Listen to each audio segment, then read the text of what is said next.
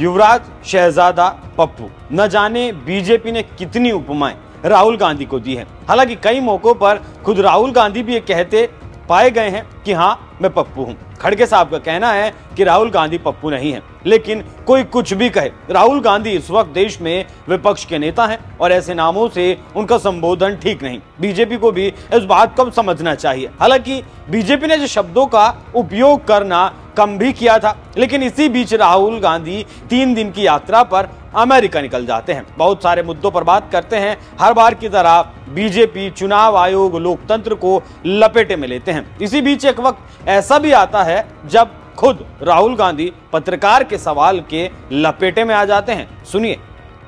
Mr. Gandhi, you lead the Indy Alliance, which is seen by many as an alternative to the BJP-led NDA government. Looking at the 2024 Lok Sabha elections, your party was not able to agree on seat-sharing policies with your alliance partner, which was Mamata Banerjee's TMC. You also have alliance partners like the Hindutva-based Shiv Sena UBT. My question is, if elected, how will you effectively run a government with such a divided coalition that cannot seem to agree on anything except for the removal of Prime Minister Modi? No, actually we agree on a lot. Sorry, it's not India Alliance. That's a BJP framing. It's India Alliance. What's the last word stand for? What does the A stand Alliance. for at the end? So wouldn't it be redundant to say India No, it's not. Because it's not. Because the whole idea of the alliance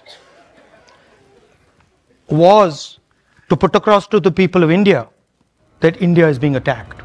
इस छोटे से video में आप समझ सकते हैं कि पत्रकार राहुल गांधी से सवाल पूछ रहा है कि आप इंडिया अलायंस का नेतृत्व कर रहे हैं, लेकिन लोकसभा चुनाव में आप टीएमसी और उद्धव ठाकरे की पार्टी के साथ सीट शेयरिंग के मुद्दे पर ज्यादा प्रभावित उन दोनों को नहीं कर सके। तो मेरा सवाल है, अगर आप जीत जाते तो सरकार कैसे चलाते इन जैसे दलों के साथ?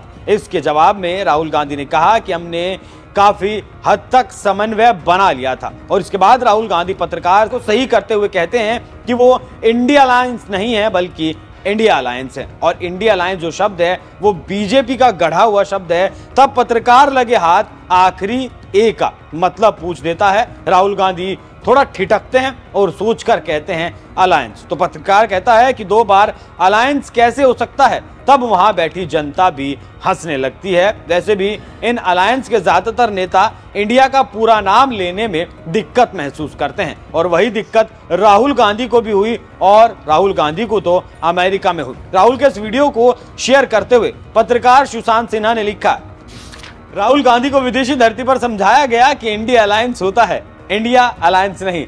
राहुल जी बीजेपी का एंगल ले आए। हमेशा की तरह पूछा गया इंडिया में आखिरी ए से क्या होता है, उसके बाद बगल वाले की हंसी देखना मिस मत कीजिएगा। वैसे राहुल गांधी ने अपनी इस यात्रा पर देश के ढेर सारे मुद्दे दुनिया के सामने रखे, जैसे इस बार के चुनाव निष्पक्ष नहीं थे बल्कि नियंत्रित किए गए थे। लेकिन गरीब आदमी को बात समझ आ गई, और अगर संविधान खत्म हो गया तो सारा खेल खत्म हो जाएगा। गरीब समझ गया कि असल लड़ाई तो संविधान बचाने वालों की और संविधान खत्म करने वालों की है। चुनाव अगर निष्पक्ष होते तो बीजेपी 240 तक भी पहुंच नहीं पाती। बीजेपी के पास बहुत बड़ा आर्थिक लाभ था और हमारे बैंक खाते सील थे। अब राहुल गांधी कैसे समझेंगे कि अगर खटाखट योजना से 1 लाख देने का वादा नहीं करते तो जो 99 सीटें आई हैं वो भी शायद कहीं और जा सकती थी। और इस चुनाव में राहुल के साथ परिवार ने भी जितनी मेहनत नहीं की उससे ज्यादा तो अकेले मोदी ने की थी। लेकिन लोकतंत्र खतरे में है का ढिंढोरा आज भी राहुल गांधी पीट रहे हैं। खैर राहुल गांधी हैं, कुछ भी बोल सकते हैं, सोचना थोड़ा ही पड़ता है। यह खबर आपको कैसी लगी कमेंट कर हमें जरूर बताइएगा। नमस्कार।